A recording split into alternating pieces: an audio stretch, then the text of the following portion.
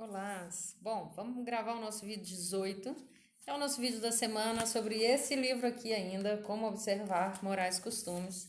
É um livro que foi publicado no ano passado. Eu ainda vou falar com vocês sobre noções morais gerais. A gente está escolhendo um trecho para ser lido, puxar um debate aí toda semana. E a gente ainda está falando sobre a parte 2, que é uma parte maior, o que observar, e tem vários elementos dentro desse o que observar. Dentro do capítulo 2, que vai falar sobre noções morais gerais, nós temos o tópico, que é o que nós vamos ler agora, né? Nós já estamos aí há umas 4 semanas falando dele, do Noções Morais Gerais, e agora nós vamos falar sobre o caráter do orgulho prevalecente. É um trecho que eu gosto muito, mas eu sou suspeita para falar sobre o assunto. Eu acho que eu sempre inicio o vídeo falando que é um trecho que eu gosto muito, porque eu gosto do livro inteiro, eu gosto de muita coisa da obra da Harriet Martineau. Tenho críticas sobre algumas coisas também, é óbvio, né? A gente não tem que tomar o autor ou a autora como Deus ou o diabo da vida da gente, mas eu acho ela uma autora espetacular, mesmo nos erros. Eu acho que a Martineau é uma autora que obrigatoriamente nós das ciências sociais temos que conhecer. Bom, vamos lá então, tá lá na página 131. Em consequência, a transição é natural para o estudo do caráter do orgulho de toda a nação. Aprenda do que as pessoas se vangloriam e você aprenderá muito de ambos, a teoria e prática de suas morais. Todas as nações, como todos os indivíduos, têm orgulho mais cedo ou mais tarde em uma coisa ou outra. É um estágio através do qual têm que passar em sua progressão moral e fora do qual os mais civilizados não têm ainda avançado nem discernido o que eles terão que avançar, apesar da paixão. Tornam-se moderados em cada remoção do barbarismo. Olha, eu vou chamar a atenção para essa frase aí, que vai falar, é um estágio através do qual tem que passar em sua progressão moral. Então, textualmente, parece que a Martineau está falando aí sobre um processo de evolução. Isso é uma questão a ser debatida, tá bom? É uma contribuição de época, é o contexto, é a perspectiva de todos os teóricos, né? Estamos avançando para fora do barbarismo, estamos avançando para fora do feudalismo. Como é que isso aparece na obra dela? Uma obra, gente, que lembrando, essa obra que foi publicada em 38, mas ela foi escrita na viagem de volta dos Estados Unidos que ela fez em 34, 36. Não é de 1900 não, galera, é de 1834 a 1836, tá bom? Então, uma obra de 1838. 200 anos nos separam, né? Bom, não está de forma alguma claro que o absurdo essencial de cada um é aliviado pela sua dissolução. Daqui em diante, o mais moderno orgulho do povo, mais civilizado, pode parecer tão ridículo em sua natureza quanto o mais grosseiro o conceito de completos bárbaros agora parece para nós. Mas, ainda assim, a direção tomada pelo orgulho geral deve mostrar qual classe de objetos é mantida em maior estima. Então vai falar o tempo todo aí um linguajar de época, né?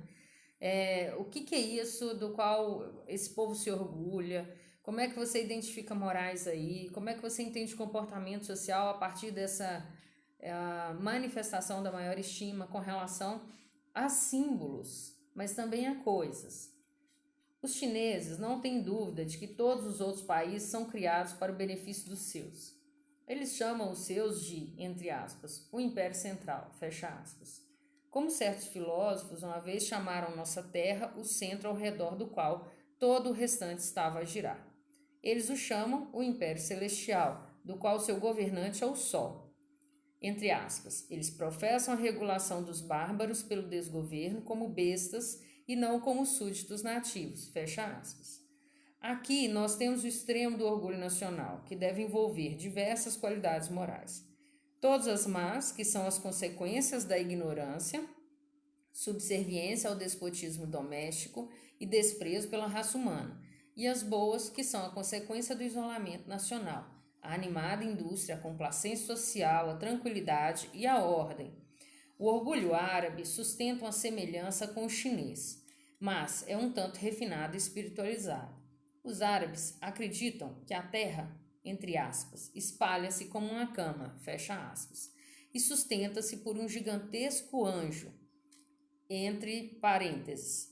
o anjo de pé sobre uma rocha, e a rocha sobre um touro, e o touro sobre um peixe, e o peixe flutuando sobre a água, e a água sobre a escuridão. Fecha parênteses. Que a terra assim sustentada está cercada pelo oceano circumambient, que a parte habitada da terra está para o restante, mas como uma tenda no deserto, e que o próprio centro dessa parte habitada é Meca. Sua fé exclusiva é uma parte de sua nacionalidade, e sua insolência se mostra eminentemente em suas devoções. Sua supremacia espiritual é seu ponto forte, e eles podem se dar ao luxo de serem algo menos desdenhosos externamente para a raça em geral, pela certeza de que eles têm de que tudo ficará plano e indisputável ao final, quando apenas os seguidores do profeta em maiúsculo, foram admitidos à felicidade. Foram. E as punições do mundo futuro serão eternas para todos, exceto para os maometanos perversos. Serão encontrados entre os árabes, com concordância com esse orgulho, uma forte fidelidade mútua, e entre a melhor classe de crentes, uma real devoção e uma compaixão gentil com respeito aos párias. Enquanto entre ordens baixas de mentes podemos esperar testemunhar a extrema exasperação de vingança, insulto e rapacidade. Nós podemos transpor o orgulho de casta na Índia, de raça real na África e as noções selvagens de dignidade caribenha e esquimó, que são quase tão dolorosas para contemplar quanto as aberrações de orgulho em Bedlam. Há bastante para olhar para as mais civilizadas partes da terra. O completo caráter nacional dos espanhóis pode ser inferido de seu particularmente notório orgulho. Os quartéis dos barões germânicos são uma piada popular. O orgulho francês da glória militar é um indicador para as morais nacionais da França, enquanto nos Estados Unidos o orgulho de Washington e do território é estranhamente combinado e contrastado. Nada pode ser mais indicativo do que o verdadeiro estado de moral dos americanos. Olha ela aí chamando a atenção dos americanos, tema que ela vai discutir lá no Society na América, mas que ela já estava escrevendo quando publicou esse livro.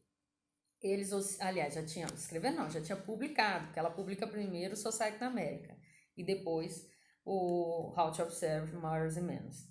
Eles oscilam entre o passado e o futuro, com muitos dos preconceitos feudais do passado. Os americanos são um misto, olha só, negativo e positivo, misturados com as aspirações democráticas as quais relatam para o futuro. A ambição e o orgulho do território pertencem ao primeiro, e seu orgulho no líder de sua revolução para o último. Ele é sua personificação daquele poder moral, ao qual professam fidelidade. As consequências de sua união arbitrária de dois tipos de orgulho nacional podem ser previstas. Ela está falando, engraçado que ela sempre fala mal dessa mistura, né, de algo que não não tem claramente um perfil moral, e os americanos estão aí nessa mistura. Aí ela vai falar quais são as consequências previstas. Os americanos unem-se a algumas das baixas qualidades do feudalismo, com algumas das mais elevadas de uma mais equânime organização social. Essa frase mata, né? Sem a primeira, a escravidão, a cupidez e a ostentação não poderiam existir sem qualquer grande extensão. Sem as outras, não existiria o esplêndido conflito moral que nós agora vemos indo em oposição à escravidão, nem a reverência ao homem, que é a mais adorável característica de morais e costumes americanos. Do orgulho aristocrático do inglês, o estrangeiro pode realizar inferências não menos corretas.